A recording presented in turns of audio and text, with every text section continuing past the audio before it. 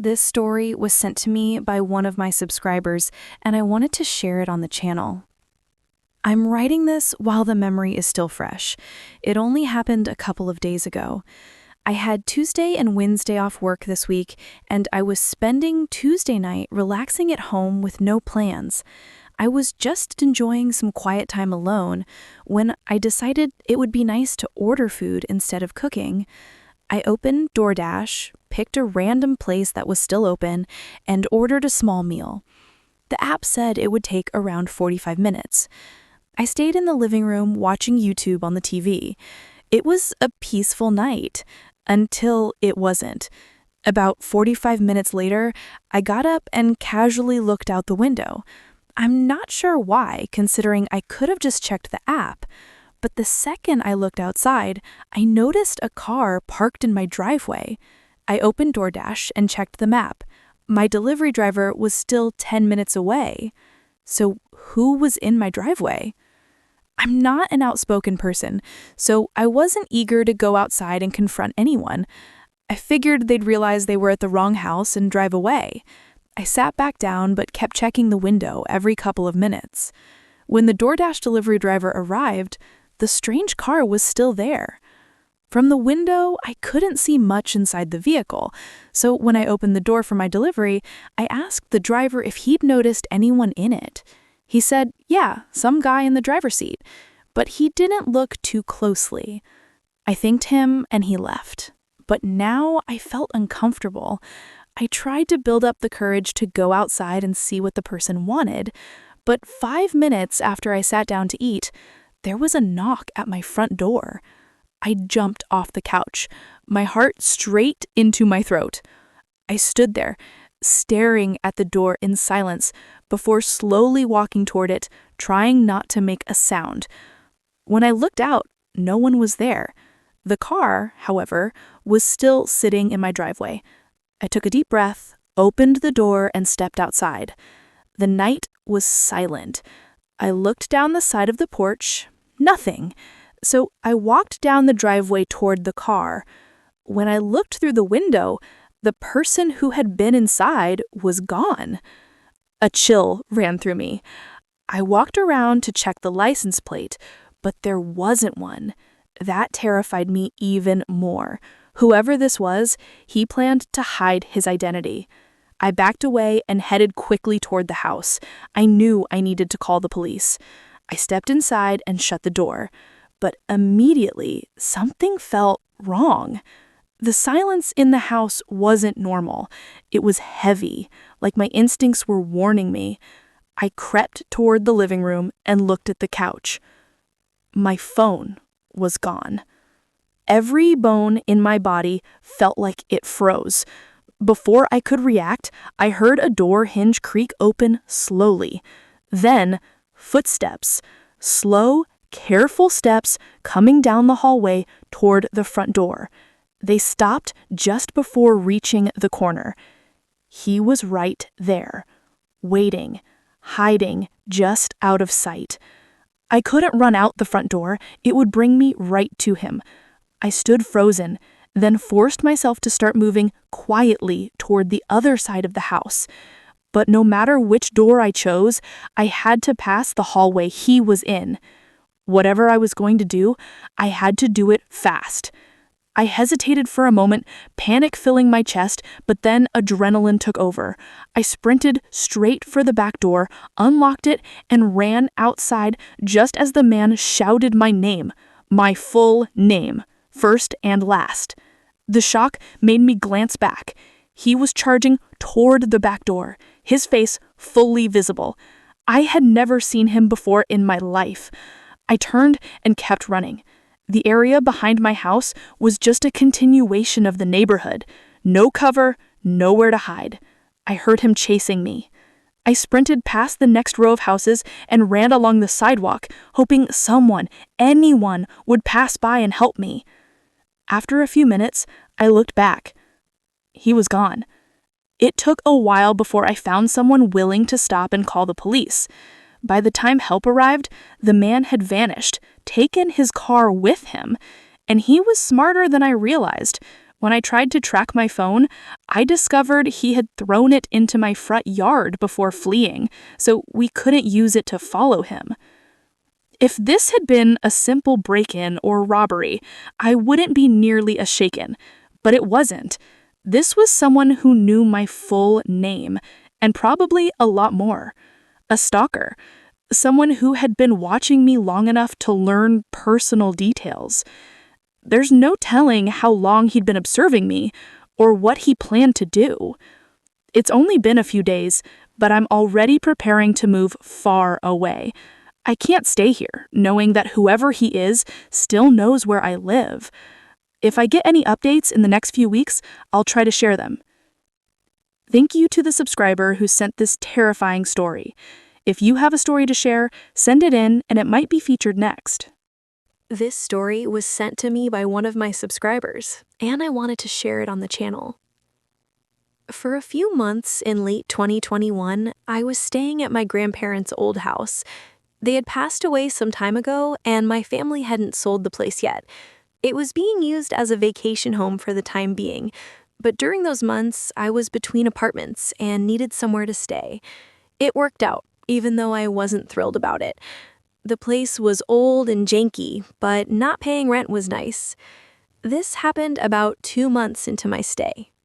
I got home from work at 6, parked in the driveway, and walked to the mailbox to collect my mail when one of the neighbors approached me. She was an elderly woman I had spoken to a few times before about my grandparents and my situation. During those conversations, I mentioned that I was staying at the house alone temporarily. That was the reason she came over. She remembered me saying that it was just me staying there, but earlier that day, while walking around the neighborhood, she saw someone moving behind the windows inside the house. When she noticed my car wasn't in the driveway, she became worried because she assumed I was at work. I thanked her for telling me, but I didn't fully process what she said. She didn't seem entirely confident in what she saw, and honestly, it sounded too wild to believe. Why would anyone be inside my grandparents' old house? I did a quick check around the property for signs of a break-in, but nothing looked disturbed. There weren't even footprints on the ground. It was an unsettling way to start the night, but I hoped it was nothing. I made dinner and watched TV in the living room. It was Friday, so I had the next 2 days off. I stayed up past 1 a.m. and had mostly forgotten the neighbor's warning. With it being so late, I shut off the TV and headed upstairs. When I came home earlier, the sun had still been lighting most of the house, so I never turned on many lights. Now the house was silent and dark. The only lights I turned on were in the bedroom. I changed out of my work clothes, then walked up the creaky wooden stairs to the second floor and down the hallway into the bedroom. Like the rest of the house, the room was very old, but it had 2 sections, the bed area and a small hallway with a closet and a vanity built into the wall. Past that was a large bathroom with a separate shower, a bathtub, and way too many mirrors. It always creeped me out. I used the bathroom, turned off the lights, and walked back to the bedroom to turn off those lights as well. But right away, something was off. There was still a light on. I turned around and my heart began to race. The vanity hallway between the bed and the bathroom had a light glowing. It was one of those old pull-string bulbs attached to the ceiling, the kind that only turned on if you physically pulled the string. I had never touched it. I never used that hallway at all. There was no way it could have turned on accidentally. I walked toward it and stared. The bulb gave off a faint bluish hue through its fogged glass, looking like it hadn't been replaced in decades. When I pulled the string, it took a surprising amount of force to make it click off. It definitely wouldn't turn on by itself. The more I thought about it, the more nervous I became. My neighbor's warning about seeing someone inside the house echoed in my mind. Looking back, I should have left immediately, but it's easier than people realize to convince yourself it's nothing. Maybe the bulb malfunctioned. Maybe the house was just old, and the idea of someone breaking into that specific house seemed so unlikely. I felt like I needed real proof before calling 911. Still, I knew I'd never sleep now. I turned the bedroom lights back on and stayed inside with the door closed, scrolling on my phone to calm down. But every few minutes, I caught myself staring at the door or the dark hallway. My gut kept whispering that something was wrong. Eventually, I decided to check the house again. I opened the door to the upstairs hallway. The silence was heavy and unnatural.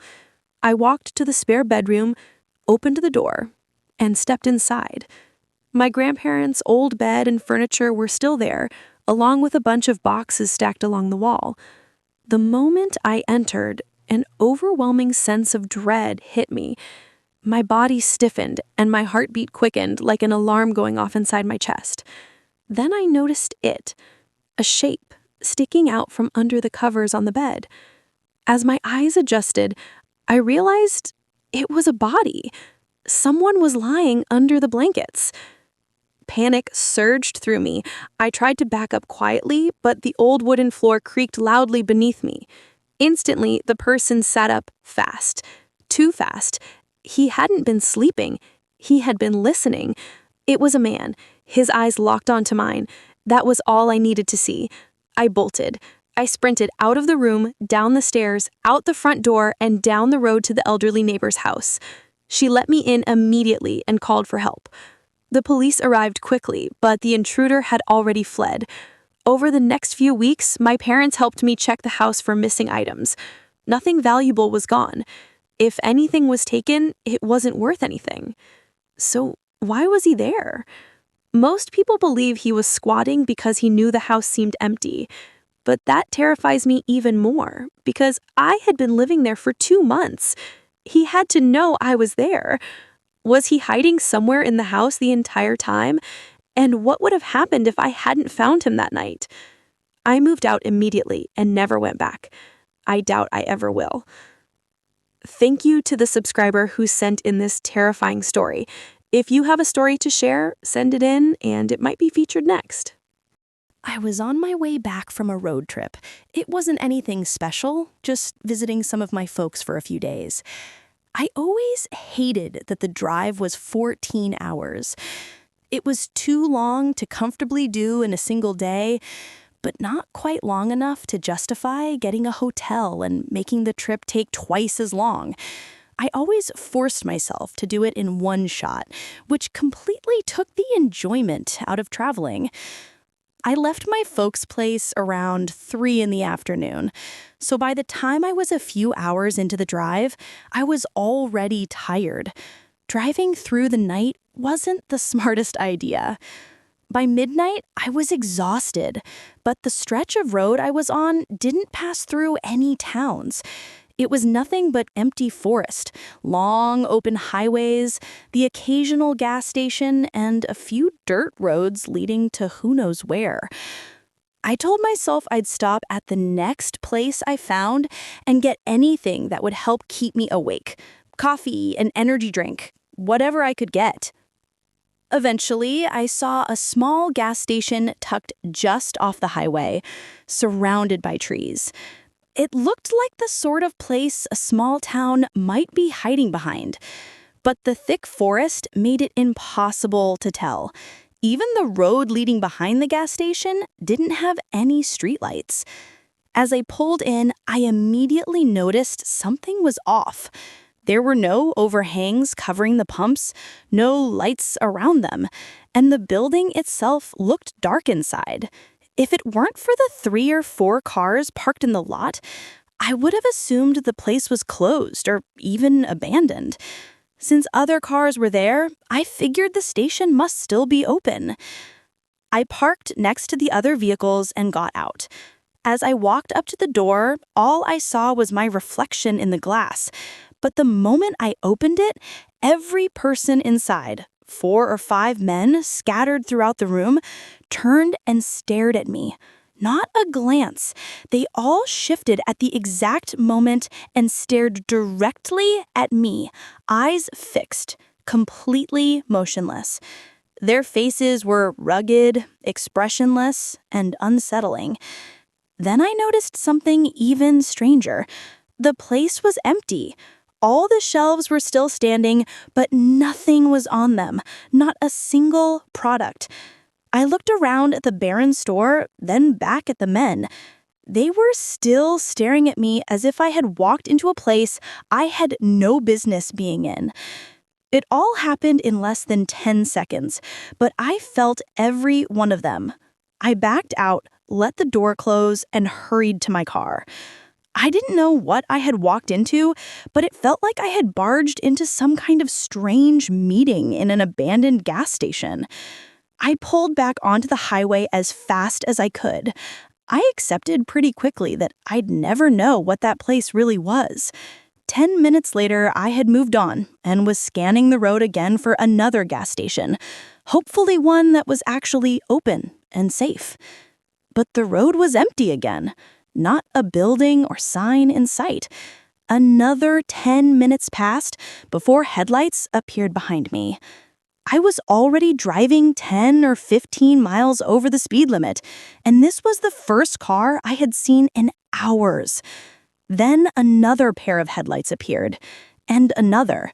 Soon there were several, all bunched together and coming up fast. I moved into the right lane to let them pass. The first car sped by, but immediately swerved back into my lane in front of me. I was already slowing down, but I wasn't expecting them to slam on the brakes. My heart nearly burst out of my chest as I slammed mine too, swerving slightly to avoid hitting them. I stopped just a few feet from their bumper, my car sitting sideways on the road. That's when everything clicked. This was one of the cars from the gas station. I looked in the mirror. Another car had stopped right behind me. A third pulled up near my driver's side door. Before I could process anything, multiple men were climbing out and surrounding my car. If this had been during the day, maybe I would have tried something safer. But on a deserted highway at 1 a.m. with no one around, I knew I only had one chance. I floored it off the road and into the trees. My car bumped and jolted over roots and uneven ground before slowing to a stop between the trunks. I didn't waste a second. I grabbed my phone, bailed from the car, and sprinted into the forest. 30 feet in, the light from the road disappeared.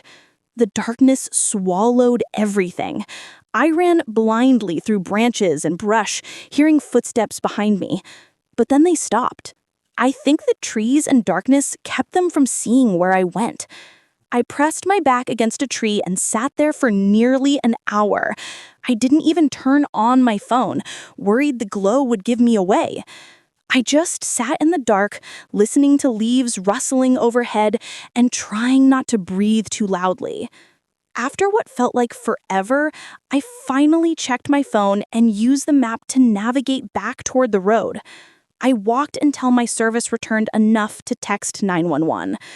By the time help came, all the cars were gone. The only one left was mine, still wedged between the trees. A tow truck managed to pull it out, and somehow it had almost no damage. As for whoever followed me that night, there's been no update, no leads, nothing. I've accepted that those men likely thought I saw something inside that gas station that I wasn't supposed to see. Maybe they tried to stop me, to make sure I wouldn't talk. Whether that meant kidnapping me or worse, I honestly don't know. But the memory that sticks with me most is the moment I walked into that gas station and they all turned and stared at me at the exact same time. I still think about what would have happened if I hadn't driven into the trees.